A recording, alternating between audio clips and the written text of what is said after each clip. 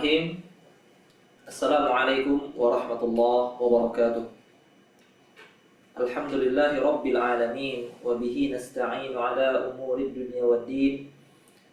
Ashhadu an la ilaha illallah wahdahu la syarika lah wa ashhadu anna sayyidana wa nabiyyana Muhammadan abduhu wa rasuluh. Amma ba'd. Ikhwani wa akhwati, saudara-saudariku kaum muslimin, sahabat Bias TV dimanapun antum berada, semoga Allah Subhanahu wa Ta'ala senantiasa menurunkan rahmat dan keberkahannya kepada kita semuanya. Allah Subhanahu wa Ta'ala sebagai zat yang menciptakan segala sesuatu yang ada di alam semesta ini, maka Allah Subhanahu wa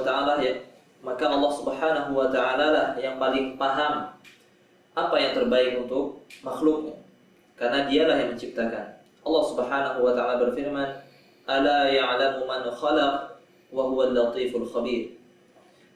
Apakah Allah Subhanahu wa Ta'ala zat yang menciptakan itu tidak mengetahui, dan dia maha lembut lagi maha mengetahui.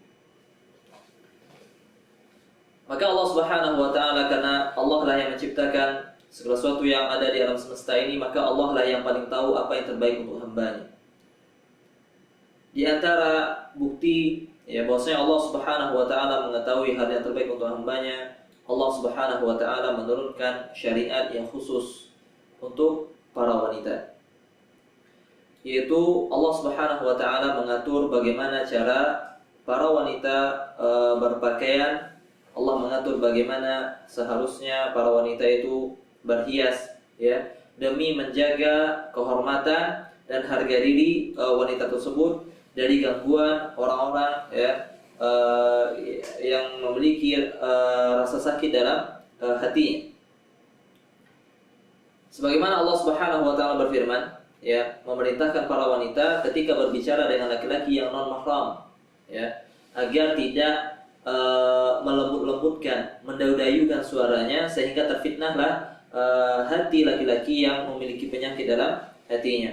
Allah Subhanahu wa Ta'ala berfirman, "Fala takhda'na bil qawli fayatma'a alladhi fi qalbihi maradun wa qulna qawlan ma'rufa."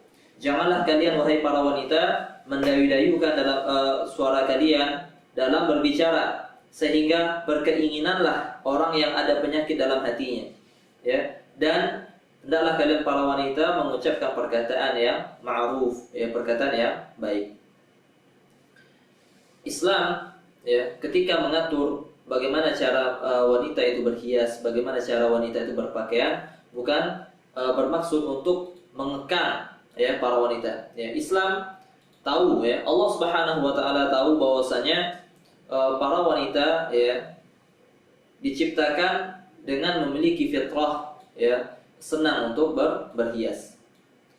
Karena itulah Allah Subhanahu wa Ta'ala tidak mengharamkan kepada para wanita untuk memakai perhiasan yang terbuat dari emas. Tidak melarang para wanita untuk memakai pakaian sutra, Karena apa? Karena memang para wanita diciptakan oleh Allah Subhanahu wa Ta'ala dalam keadaan memiliki fitrah suka berhias, sehingga diringankan hukum memakai emas untuk para wanita, berbeda dengan laki-laki yang tidak Allah ciptakan dengan fitrah tersebut.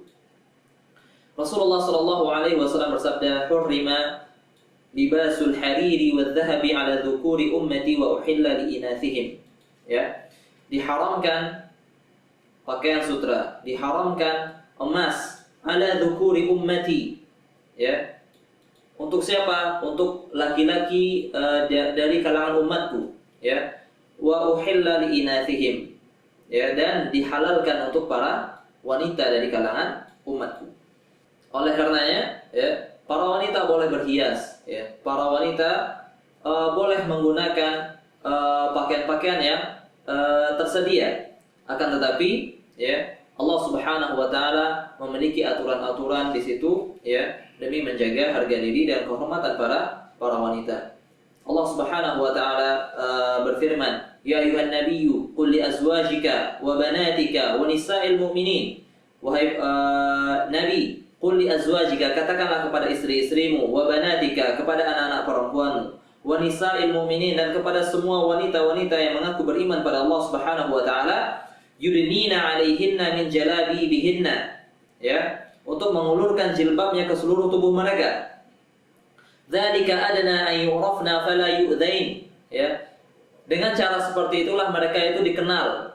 Ya, orang-orang tahu berarti wanita ini adalah wanita muslimah, ya, wanita mukminah, fala yu'dzain, sehingga mereka tidak diganggu. Ya, inilah hikmah Allah Subhanahu wa taala memerintahkan para wanita untuk menjaga perhiasannya, untuk tidak menampakkan perhiasannya kepada laki-laki non mahram, agar ketika dia keluar rumah menutup perhiasannya, memakai jilbab, ya, mengulurkan jilbab ke seluruh tubuhnya, ya, tidak membuka auratnya, menutupi perhiasan-perhiasannya, agar apa? Fala yu'dzain, kata Allah Subhanahu wa taala, agar mereka tidak diganggu, ya. Oleh karenanya kita melihat pada zaman sekarang ketika rasa malu para wanita berkurang, ya, mereka dengan mudahnya menampakkan aurat mereka kepada laki-laki yang non mahram. Mereka menampakkan perhiasannya. Malahan mereka memakai perhiasan ketika mereka berada di luar rumah, ya.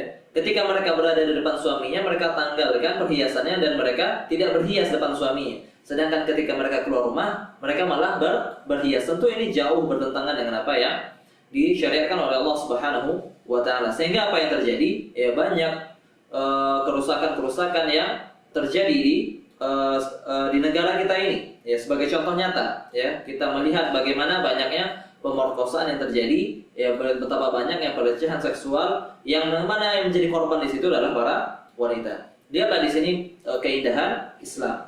Lihatlah di sini kebaikan Islam, ya. Islam tidak mengekang, ya. Islam tidak mengekang, bahkan itu adalah kemerdekaan seorang wanita ketika mereka keluar dengan pakaian muslimahnya, ya, sehingga mereka tidak terkekang dengan hawa nafsu para lelaki, ya. Silahkan dia berhias, akan tetapi berhiaslah di depan mahramnya, ya, berhiaslah di depan suaminya. Allah Subhanahu wa taala berfirman, وَقَرْنَ فِي بُيُوتِكُنَّ وَلَا تَبَرَّجْنَ تَبَرُّجَ الْجَاهِلِيَّةِ الْأُولَى. Ya, hendaklah para wanita itu kalian lebih seharusnya lebih sering untuk menetap di rumah, ya.